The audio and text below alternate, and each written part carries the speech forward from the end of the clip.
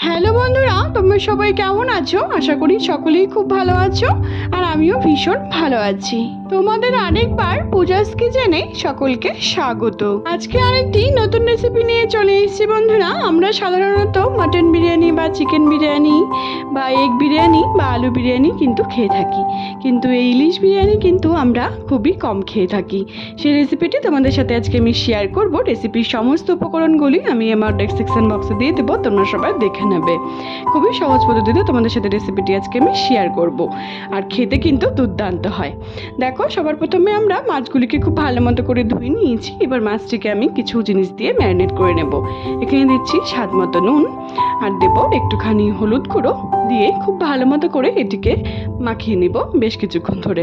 খুব ভালো মতো করে মাখাতে হবে যাতে নুন হলুদটা মাছের মধ্যে ভালো মতো করে অ্যাবজর্ব করে। দেখো আমি কীভাবে মাখাচ্ছি, তোমরা এরকম করে একটা একটা করে মাছের পিস নিয়ে এরকম করে মাখিয়ে নেবে। খুব ভালো মতো করে মাখিয়ে এটিকে আমরা 5 থেকে 7 মিনিটের জন্য রেখে দেব। তারপর এটিকে আমরা আবার, দেখো আমি কিছুটা এরকম করে মেখে নিয়েছি। মেখে নেওয়ার পর এর মধ্যে আমি 2 থেকে 3 চামচের মতো আমি এখানে ফেটানো টক দই দিয়ে দিলাম। দিয়ে খুব ভালো মতো করে আগে আমি নুন হলুদ দিয়ে মেখে 5-7 মিনিট রেখে দিয়েছিলাম। তারপর এটিকে আমরা 2 থেকে 3 চামচের মতো আমি টক দই দিয়ে আবার মেখে নিচ্ছি। আবার এটিকে 5 থেকে 7 মিনিটের জন্য রেখে দেব। তারপর তোমরা নেক্সট স্টেপ দেখো। ইলিশ বিরিয়ানিতে যদি এরকম করে মাছটিকে ভালো মতো করে ম্যারিনেট করে তারপর কিছুক্ষণ রেখে দিয়ে রান্না করা হয়, তাহলে পরে কিন্তু খেতেও ভালো হয় আর নরম জুসি হয় মাছটি খেতে, আর খুব টেস্টি হয়। তারপর এখানে মিক্সিতে আমি পরিমাণ মতো আমি এখানে কাঁচা লঙ্কা নিয়ে নিলাম। আমি 8-10টার মতো নিয়েছি, তোমরা ঝাল বুঝে নেবে। আর দিচ্ছি 2টোর মতো টমেটো, আর দিচ্ছি বেশ কটা রসুনের কোয়া, আর দেবো বেশ একটুখানি আদা কুচি ছোটো ছোটো স্লাইস করে দিয়েছি যাতে মিক্সিতে পেস্ট করতে সুবিধা হয়। আর দিচ্ছি বেশ কিছুটা পেঁয়াজ, দিয়ে একটুখানি জল দিয়ে আমি একটি স্মুথ পেস্ট তৈরি করে নেব। এটা আমরা বিরিয়ানিতে মশলা ব্যবহার করব। এখানে আমরা কড়াইয়ের মধ্যে পরিমাণ মতো আমি তেল দিয়ে দিলাম। আমরা এবার বেরেস্তাটিকে ভেজে নেব। আমি এখানে কিছু পেঁয়াজ কুচি কুচি করে ঝিরিঝিরি করে কেটে রেখেছিলাম বন্ধুরা, সেটিকে এবারে আমরা বেরেস্তা করে নেব। তোমরা বিশ্বাস করো বন্ধুরা, আমাদের এই ইলিশ বিরিয়ানি কিন্তু মাটন বিরিয়ানি আর চিকেন বিরিয়ানি থেকে কিন্তু স্বাদ কিন্তু দ্বিগুণ হয়। খুবই দুর্দান্ত লাগে খেতে, খুবই একটি অসাধারণ রেসিপি বলতে পারো। খুবই টেস্টি হয় খেতে। দেখো আমি কীভাবে ভাজছি, তোমরা এরকম করেই ভেজে নেওয়ার চেষ্টা করবে। বেশ কিছুক্ষণ ধরে ভেজে নেওয়ার পর আমি এর মধ্যে হালকা একটুখানি চিনি দিয়ে দিচ্ছি, যাতে আমাদের বেরেস্তাটি খুবই ক্রিস্পি হয় খেতে আর দারুণ লাগে। দেখো ভালো মতো করে আমি এবার আমাদের বেরেস্তাটাকে ভেজে নিয়েছি। এবার আমি এটিকে উঠিয়ে নিব। অনবরত কিন্তু বেরেস্তাটাকে নাড়তে হবে, না হলে পরে অনেক সময় নিচে পুড়ে যাবে আর খেতে পরে কিন্তু একদমই ভালো হবে না। দেখো বন্ধুরা, আমাদের বেরেস্তাটি ভাজা হয়ে গেছে। এবার আমি একটি প্লেটে উঠিয়ে নিচ্ছি। তারপর তোমরা নেক্সট স্টেপ দেখো। আমরা সাধারণত বন্ধুরা চিকেন বিরিয়ানি বা মাটন বিরিয়ানি বা এগ বিরিয়ানি বা আলু বিরিয়ানি কিন্তু খেয়ে থাকি, কিন্তু ইলিশ বিরিয়ানি কিন্তু আমাদের চট করে কিন্তু খাওয়া হয় না। এই জন্য ইলিশ বিরিয়ানির স্বাদ কিন্তু একদমই ভিন্ন রকম হয়, একদমই আলাদা হয়, খুবই অসাধারণ হয় খেতে। তোমরা এবার ট্রাই করে আমাকে জানিও তোমাদের ইলিশ বিরিয়ানির রেসিপিটি কেমন লাগলো। এবার যে আমি মাছগুলিকে ম্যারিনেট করে রেখে দিয়েছিলাম বন্ধুরা, মাছগুলিকে আমি হালকা একটুখানি ভেজে নেব। ভেজে রান্না করব, কারণ কেন অনেক সময় কি হয়, কাঁচা রান্না করলে আমাদের মাছগুলি কিন্তু ভেঙে যাওয়ার ভয় থাকবে আর খেতে পরেও কিন্তু একদমই ভালো হবে না। দেখো আমি কীভাবে ভেজেছি, তোমরা এরকম করে এক এক করে সব মাছগুলিকে ভেজে নেওয়ারই চেষ্টা করবে। আমাদের কিন্তু বন্ধুরা প্রথম ব্যাচের মাছ ভাজা হয়ে গেছে। এবার আমি সেকেন্ড ব্যাচের মাছগুলোকেও একই রকমভাবে ভেজে নেব। দেখো আমাদের সব মাছগুলি কিন্তু ভাজা হয়ে গেছে। তারপর আমরা ওই মাছ ভাজার তেলেই আমি কিছু ফোড়ন দিয়ে নিব। সামান্য একটুখানি আমি কালো জিরে ফোড়ন দিয়ে নিচ্ছি।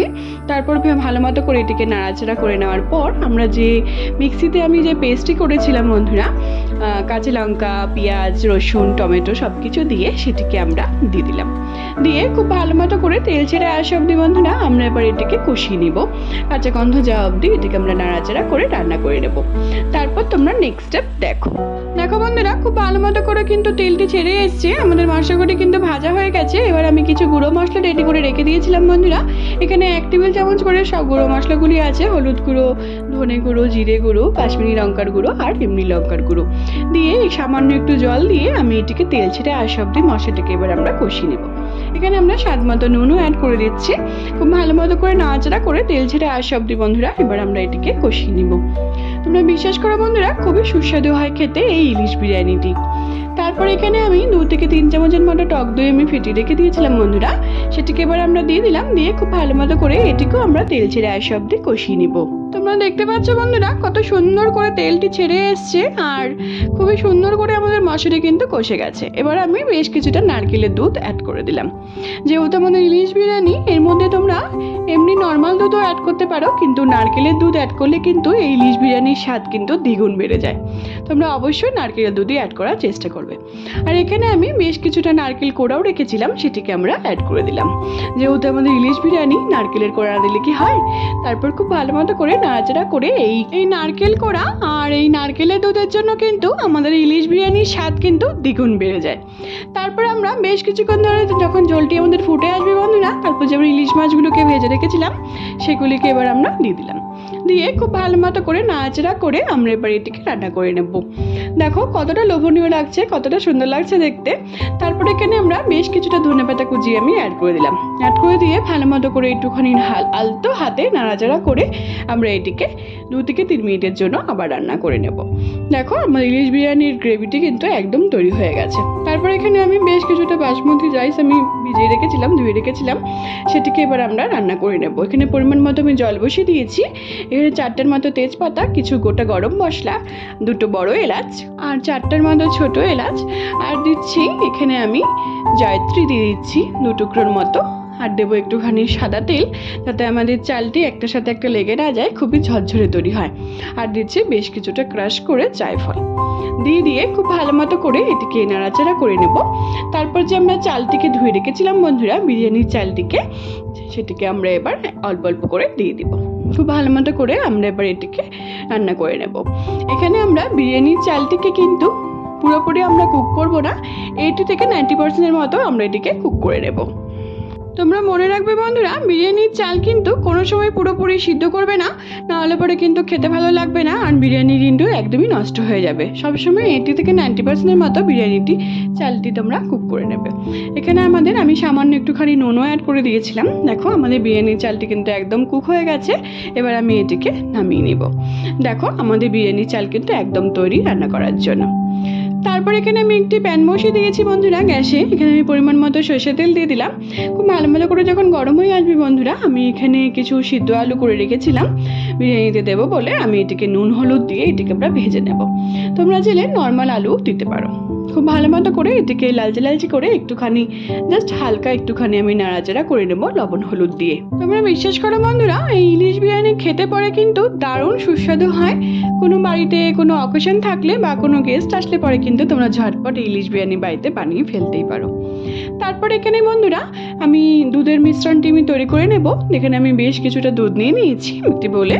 তারপর এখানে আমি 2 থেকে 3 চামচের মতো, আমি এখানে 2 টেবিল চামচের মতো আমি গোলাপ জল অ্যাড করে দিলাম। তোমাদের পরিমাণ বুঝে অ্যাড করবে।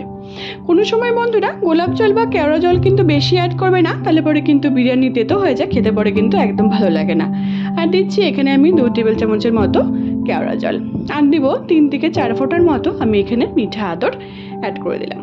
2 থেকে 3 চামচের মতো আমি এখানে মিঠা আতর অ্যাড করে দিলাম। আর দিচ্ছি এখানে বন্ধুরা বেশ কিছুটা কেশর দিয়ে দিলাম। ভালো মতো করে এটিকে এবার নাড়াচাড়া করে আমি এটিকে রেডি করে রেখে দেবো। এটা আমাদের বিরিয়ানিতে ব্যবহার করব। দেখো বন্ধুরা, দুধটিকে রেডি করে আমরা এবার একটি সাইডে রেখে দেবো। তারপর আমরা বিরিয়ানির লেয়ারটিকে আমরা করে নিচ্ছি। এখানে আমি হাঁড়িতেই করছি, তোমরা চাইলে অন্য কোনো বাসনও করতে পারো। দমে দেওয়ার জন্য আমি এখানে রেডি করে নেব বিরিয়ানিটি। সবার প্রথমে বেশ কিছুটা আমি ঘি দিয়ে দিলাম, আর ভালো মতো করে ঘিটিকে একটুখানি ছড়িয়ে নিচ্ছি। তারপর যে আমরা ভাতটি বিরিয়ানির জন্য করে রাখলাম সেটিকে আমরা এবার দিয়ে দিব সবার প্রথমে। তারপর এক এক করে আমি সব কিছু অ্যাড করছি, তোমরা দেখতে থাকো। বেশ কিছুটা ভাত আমি এবার সুন্দর করে আমি এবার লেয়ার হিসেবে সাজিয়ে নিয়েছি, তোমরা দেখতেই পাচ্ছ। তারপর আমরা ইলিশ মাছটিকেও এরকম করে অ্যাড করে দিলাম। তোমরা চেষ্টা করবে বন্ধুরা এরকম করে ভাতটিকে দেওয়ার পর খুব ভালো মতো করে লেয়ারটি করে নিয়ে তারপর আমরা ইলিশ মাছটিকেই দেওয়ার। আমি এখানে 3টে থেকে 4টের মতো লেয়ার করেছি, তোমরা চাইলে 2টোও করতে পারো। তারপর এখানে আমরা যে ভেজে রেখেছিলাম আলুগুলোকে সেগুলিকে আমরা দিয়ে দিলাম। দিয়ে তারপর যে বেশ কিছুটা আমি গ্রেভি রেখেছিলাম সেটিকে আমরা অ্যাড করে দিলাম। আমি বন্ধুরা মাছটিকে আর গ্রেভিটিকে কিন্তু দুটোকেও আমি আলাদা করে রেখেছিলাম, না হলে অনেক সময় জলের থেকে ওড়ানোর সময় কিন্তু আমাদের মাছগুলো ভেঙে যাওয়ার ভয় থাকবে, আর খেতে পরে কিন্তু একদমই ভালো হবে না।